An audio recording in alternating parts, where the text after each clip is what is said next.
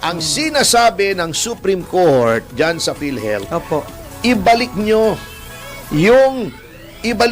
yung 60 billion. Yung kinuha nyo mismo, yun ang ibabalik ninyo. Eh Diba? hindi, iba yata nangyayari, sir. Sabi nung Kukunin netizen. sa 2026 Sa budget. susunod ba isosoli eh? Kaya nga, at saka kukunin sa iba. Oo. So, ibig sabihin, yung nakuhang 60 billion, wala na yun. Nagamit nila. Kinuha nila, iba magbabayad. Sino magbabayad? Tayo. Yung susunod. Kasi yung susunod, tayo yun. Ba't Okay. saan ka kumukuha ng pera ang gobyerno? Sa tao, bayan. Sa tao, di ba? Sa taxes, oh. Yes. Oh, yun. Oh, anyway, good news muna. Congratulations. Oh! Oo, congratulations. Oo, dito kay Franz Castro at sa Turucampo. Bakit? Sapagkat, di ba, na-convict sila sa RTC ng child abuse. Good news ba yun? Hindi, umapila sila sa Court of umapila. Appeals. Okay. Oo, na-affirm, pinagtibay yung desisyon ng RTC. Ala. Oh, di convicted pa rin sila sa CA.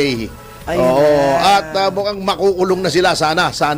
Oo, sa mga child abuse naman talaga to. Bago Opo. napakayabang nito mga tao to. Akala mo sila ay Santo. mga santo, hindi lang santo. Dapat sila hindi nakukulong kahit anong gawin nila. Sabi ba naman, ang gusto yata nila makulong na kami. Eh, siyempre, gumawa kayo ng krimen eh. Yeah. Ano gusto nyo? Yung mga kalaban nyo lang nakukulong, kayo hindi nakukulong? Tama. Ano ba kayo? Ibang klase talaga mentalidad nitong makabayad black eh. Opo. Sila hindi pwedeng i-demanda. Sila lang ang pwede magdemanda. Sila lang ang pwede mag-akusa. Ha? Di ba? Ang galing. Oh, galing, ano? Bago yun, ha? Sila Oh, ang boss, eh. Para sa inyo, etong sa inyo. Ayan, oh, ito, yan, ha? Ayos. Ay, yun, dali na, ha? Walang masama dyan. Hindi. Oh, Yung sabihin, Itong isa. Teka, hindi ko magawa, eh. ala. Hindi, wala. Ibang dali. Iba. Tony, ang liit lahat eh. Ang liit.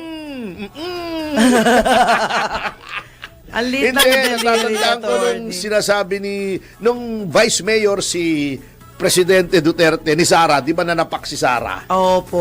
Oo. Sabi ni Pangulong Duterte, tinanong niya, anong masasabi niyo sa mga bumabatikos kay Mayor Sara? Sabi niya, nagaganon siya. Pwede naman gano'n. Hindi, iba naman itong gano'n eh. Iba naman yun eh. Up yours yun eh. Di Ay, ba? ganun. Oh, yun, gano'n. Ayun. Di ba, saksak mo, sakman mo. Ay, gano'n. Hindi ko alam yun. Isasaksak yung kamao doon sa Ayun. kuwan. Oh. Masakit yun. Sige Kung na. kabuong kamao. Opo. Oo. Yung digital rectal exam ka lang, masakit na eh. Oo. Anyway, alam mo, nakakatuwa talaga tong bansang ito. Opo. Parang wala nang mga tagapagsalita, no? At halo-halong kalamay na ang executive. Wala na. Bili mo, sasabihin ng Pangulo, ngayon daw pwede na mag-emergency loan sa SSS. Siya pa nag-announce. Eh matagal na pong pwedeng mag-emergency loan sa SSS. Oo nga, walang biro. Walang biro. Matagal nang may emergency loan sa SSS. I-fact check nyo ako. Ayan. Kasalanan Emergency niya ng loan. mga bumubulong kay Presidente. Oo. Mali kayo, mali. Sinisira niyo yung issue. Oo nga eh, palagay ko yung mga nagpapayot, mga bumubulong kay Pangulong Marcos eh, puro bangag. Eh, may bonus yun, Oo, sir. kasi Siyempre. tempoy eh, oo. Oo, Bago pero ito mali. pa, ito Okay. nagtataka ako, di ba iniimbestigahan Opo.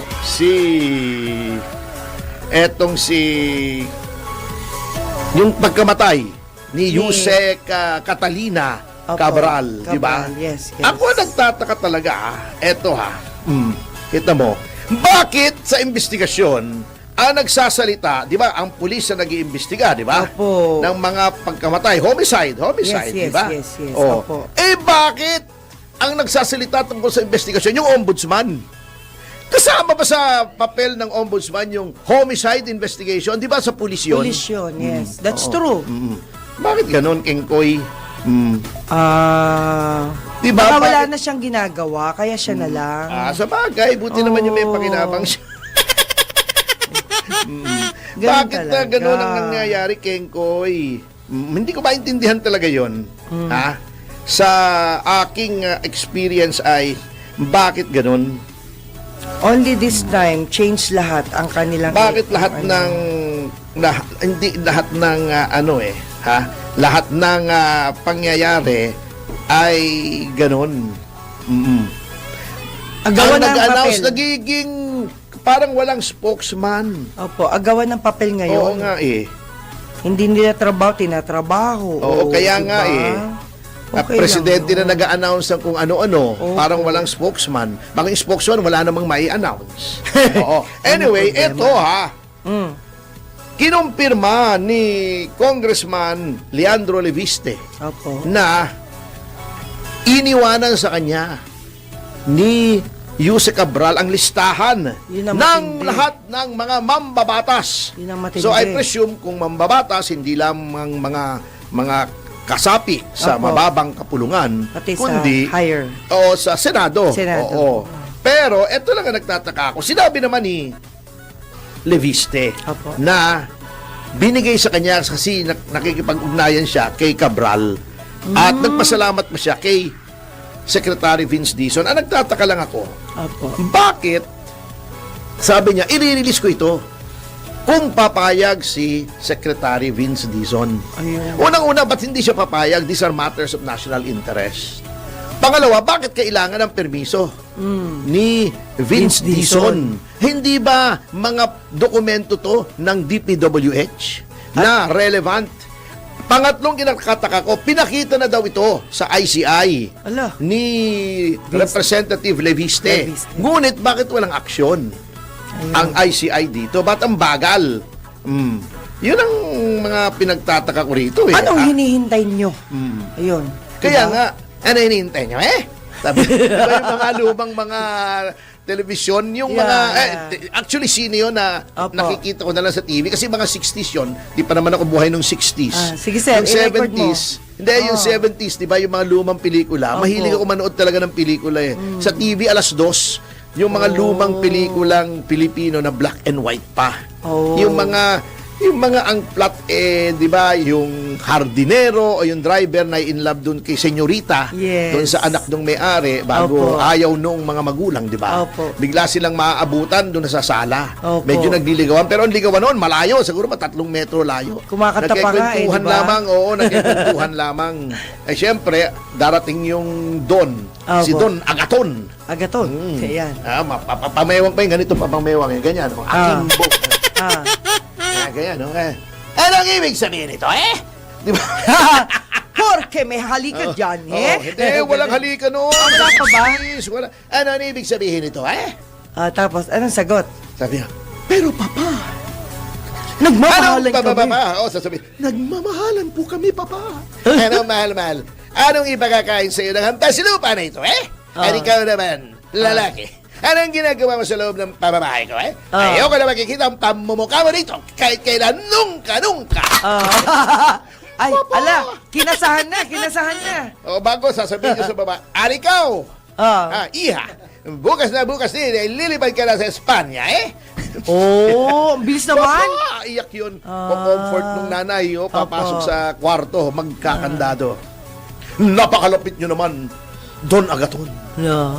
Bagamat ako'y mahirap lamang. Oh. Dalisay naman ang pag-ibig ko sa inyong anak. Wow. Kataranta doon yung pag-ibig, eh. At isa ka lamang patay gutom na dinero, eh. Lumayas ka ngayon din. Mga ganon, di ba? Ang galing. Di ba, oh? Pwedeng indie film yan. Gusto ko nga gumawa ng parody nun, eh. Porke, amor. Okay. Oh, di ba? Nung ayaw ka na makikita yun ang pamumukha rito, eh. Nung ka. Oh. Ganon din kaya pag tinatanggal yung mga cabinet members, sasabihin hindi naman si BBM noong Pangulo, ikaw ayaw ka na makikita ang pamumukha mo rito, eh. Oh. Ano pa, Kastilang-Kastila pa, eh. Galing, ano? Di ba? Yung A niya, E. Opo. Di ba? E. Opo. Nang ibig sabihin ito, eh. Di ba? Kaya yung mga kwa noon, ang kwento sa akin ng lolo ko, kaya daw yung marami noon na noong bago yung mga fraile dito, ay kasi daw, pagka nanghihikayat yung mga fraile sa mga Pilipino, magle-lecture siya. Okay. Sasabihin nila, kaye mene indio, kayo hindi kasama sa simbahan na Katoliko, kayo ay pipenta sa impyerno, ngunit kung kayo ay sasama sa simbahan, sa iglesia Katolika, pag kayo namatay, kayo pipenta sa langit, Oh? kung saan makikikita kayo ng mga anghel na may malalaking pikpik. Ha? Malalaking pakpak, mga anghel na malalaking pakpak. Sabi mo, iba Kastila. Kastila. Mga anghel, Puro A. mga anghel na may malalaking pikpik. Sumalit tuloy mga Pilipino sa... Grabe naman, sumalit nagpa-convert talaga. ngayon sa Katolisismo. Oh. Kasi nga, gusto nilang makikita ng mga anghel na may malalaking pikpik. Pakpak! Pakpak! Kastila nga yung sige nagsasalita. nga. Ganon. Letter E. Sige, Kaya sige. maraming nahikayat. Opo. Anyway, kung saan pupunta ito pinag-uusapan natin yung yung flood control. Okay. Bumalik tayo sa topic. Ikaw talaga, Sige po. ginugulo mo Tinatanong lang. Oo.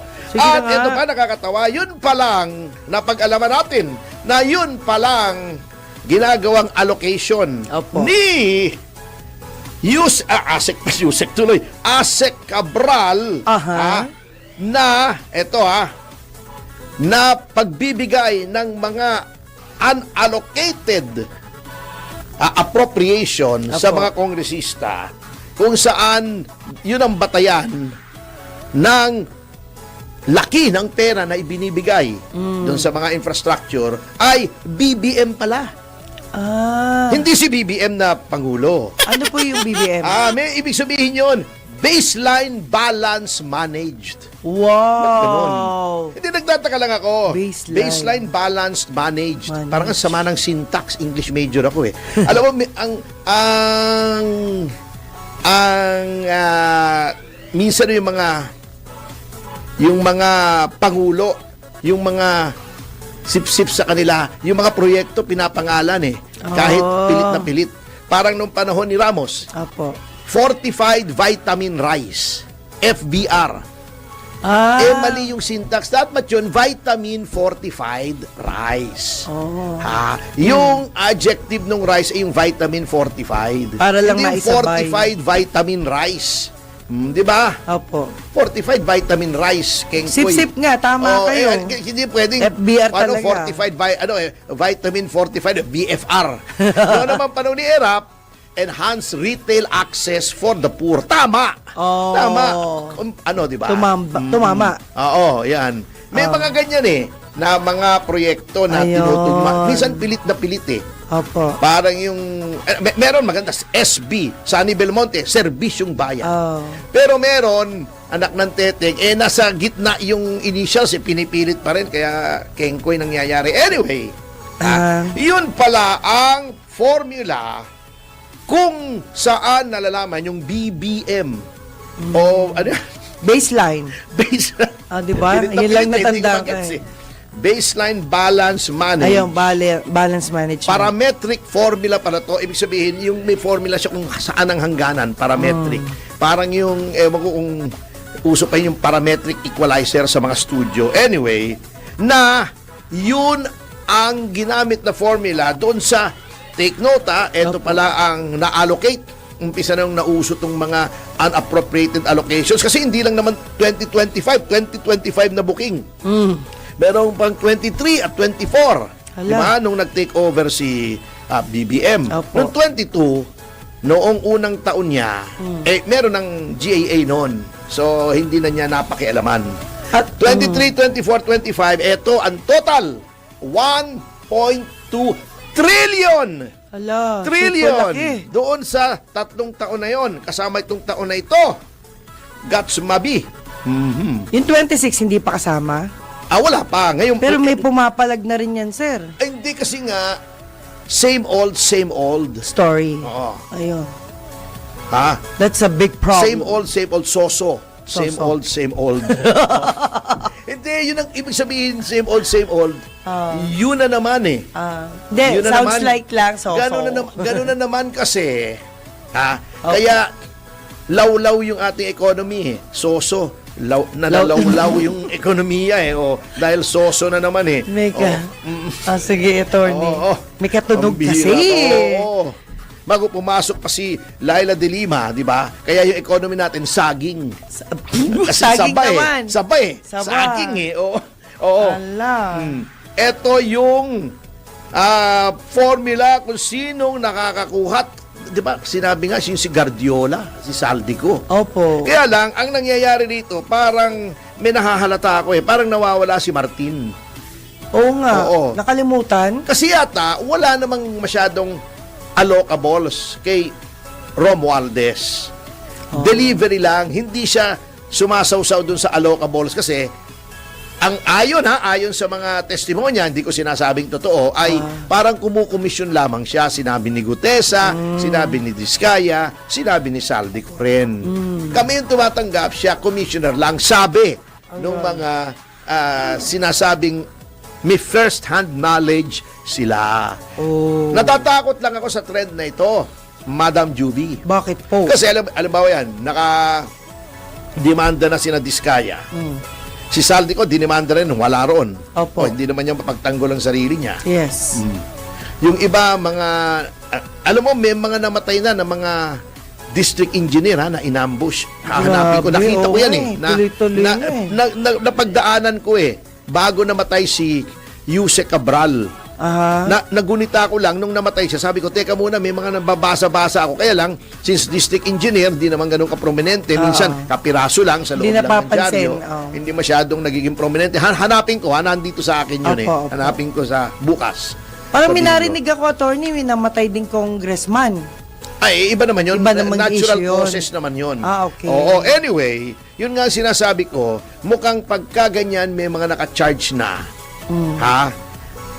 Pwede nang i-bargain yan ng prosecution. Huwag mo nang isama si Martin at kami nang bahala sa'yo. Dito mo, meron ba namang nakikita? Di ba gusto nila justice? Opo. Di ba? Kung sila katotohanan, bakit nabibili ang pagiging state witness sa pamamagitan ng pagsoli ng pera? Di ba? Yung sina Alcantara, yung isa pa, di ba nagsoli ng 110 million, yung isa nagsoli ng 40 million. Yun nga. Ang sinasabi para maging state witness. So ako pala, magnanakaw ako ng 1 billion, soli ko 300 million, 400 May million. tubo ka. May tubo na ako, state witness ako, hindi ako matcha-charge. Di ba? Pag state witness ka, wala ka sa information eh. Mali. Testigo ka, magtututuro ka, good ka na. Libre ka na. Nasa iyo pa yung 600. Wag mo sabihin mo nang wag na 600. Sinoli ko na yung 700 million sa 1 billion. May 300 million pa ako, di masama. Malaki pa rin yun. Wala akong krimen, may 300 million ako. So, yun ang sinasabi nilang bendalo. Di pa ulit-ulit na lang yan, attorney, Ayun pag nga, nanakaw. sinasabi ko. Kaya nga sinasabi rin ni Congressman, Senator palang Marcoleta, wala yung restitution sa batas. Bakit? Grabe naman. Kasi nga iyan ang problema. Unang-una, magkano i-restore mo? Diba? Restitution. How much are you going to restore to the government? Kaya nga may forfeiture, tatanggap ng ebidensya para makita kung magkano yung kukunin. Sa forfeiture proceedings, kukunin lahat ng ill-gotten. Walang ititira sa'yo. Ala. Ganon yun. Ngayon, lalagyan mo ng restitution. Ba't nilagyan ng restitution? Dito matatalinong to. Para magtawaran sila. Obvious naman yan eh. Pero malalagay mo yung restitution. Wala naman. Kaya nga, hinahamon ko sila eh. Ituro nyo kung saan yung provision sa restitution. Opo. Mabigat yan eh, di ba? Grabe na. Kasi sobra na. Yung 60 billion lang, sino nang mananagot doon? Baka nakakalimutan na yun. Yung sa PhilHealth, again, uulitin ko, ang sinasabi ng Supreme Court dyan sa PhilHealth, Opo. ibalik nyo yung 60 billion. Yung kinuha nyo mismo, yun ang ibabalik ninyo. Diba? Hindi. Iba yata nangyayari, sir. Sabi nung Kukunin netizen. sa 2026 budget. Sa susunod ba, isusoli eh. Kaya nga, at saka kukunin sa iba. So, ibig sabihin, yung nakuhang 60 billion, wala na yun. Nagamit nila. kinuha nila, iba magbabayad. Sino magbabayad? Tayo. Yung susunod, Yung susunod, tayo yun. Ba't Ay. saan ka kumukuha ng pera ang gobyerno? sa tao, bayan. Sa tao, di ba? Sa taxes, oh. Sana ang gobyerno mag-imprenta na lang ng pera. May pera na. Hindi naman pwede yung ganun. Inflationary yun. Oo. Wala kang source of revenue. Grabe Imprenta na, ka ng no? imprenta ng pera, hindi po pwede yun. Napakaswerte naman na ang magnanakaw. mag-imprenta ng pera. Otherwise, mag-imprenta, ang mayayaman bansa, paramihan na lang ng imprenta ng pera. Grabe Hindi naman. pwede. Oo. Hindi pwede ang pera mo walang backing sa GDP, sa revenue. Opo. Yun ang nangyayari sa atin. Very Napakalungkot. bad. Napakalungkot. Opo. 60 billion bago konfirmado pala na ito ay inilagay doon sa unappropriated allocations. Ibig sabihin, ginamit Oh. sa flood control ng DPWH. Doon nilagay. Pagkatapos, hindi na babayaran yung private hospitals, hindi na babayaran yung mga public hospitals, walang gamot. Grabe. Naglalayasan yung mga nurse at saka yung mga doktor. Ha? Opo. Di ba? Hindi binabayaran yung mga nakiklaim ng mga check-up, etc. Di ba? Yung Yes. napag-usapan natin Opo, yan, yung backlog yes. na yan. O, bago isosoli dito sa ibang appropriation, God sumabi naman. Kaya, yun nga ang epekto ng sa ating ekonomiya. Yeah. Bagsak na ang ating ekonomiya. Wala pang 5% ang growth natin itong taong ito. Kita mo, yung mga kapitbahay nating bansa, halos lahat gumagawa na ng sasakyan, kotse. Opo. Alam nyo, bakit daw binabatay ko sa kotse yung progreso? Sapagkat ang kotse po, Mabili. value added yan eh. Pag in-export mo yan, may kita yung gobyerno. Parang Chinese cars, di ba? In-export dito, Yes. Japanese cars. O Malaysia, may kotse na, yung Proton. Yes. O India, may kotse na, Mahindra. Even Vietnam, na nilalait-lait natin 10 years ago. May sasakyan na. O, di ba? May national car na sila, tayo wala. Caritela. Kahit nga yung jeep, Caritela, Cariton lang. At sa notang yan, mga kasama, ay Oh my God. magbabalik ang Yes, yes, show.